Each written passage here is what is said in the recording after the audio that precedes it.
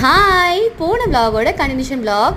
மாப்பிள்ளைக்கு நலங்கு வச்சு முடிச்சுட்டு ஆஸ் யூஷுவல் போல் துணை நலங்குக்காக ரம்மியும் உட்கார வச்சு நலங்கு வச்சாச்சு. அதுக்கப்புறம் அங்கேருந்து கிளம்பிட்டோம் பொண்ணு வீட்டுக்கு. மாப்பிள்ளை வீட்லேயும் சீரியல் லைட்லாம் போட்டு நல்லா ஜொலிச்சிச்சு, கல்யாண கலை கட்டிருச்சு. அங்கேருந்து நேராக பொண்ணு வீட்டுக்கு போய் பொண்ணுக்கு நலங்கு வச்சாச்சு. எங்கள் மாமா மாமி வந்து மாப்பிள்ளை வீட்டுக்கு வரல, அப்போ கடைக்கு போயிருந்தாங்க. பொண்ணு வீட்டுக்கு வந்து ஜாயின் பண்ணிக்கிட்டாங்க.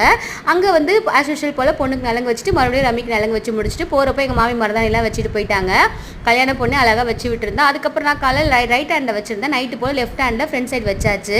அதோட மறுநாள் டே 3 ஸ்டார்ட் ஆயிடுச்சு. காலையில் எழுந்திரிச்சு என் பையனை லஞ்ச்லாம் கட்டி ஸ்கூலுக்கு அனுப்பி விட்டுட்டு மெஹந்தி ஃபங்க்ஷனுக்கான வேலை ஸ்டார்ட் ஆயிடுச்சு. ஒரு பக்கம் டெக்கரேஷன் நடக்குது, ஒரு பக்கம் சமையல் வேலை ஸ்டார்ட் பண்ணியாச்சு.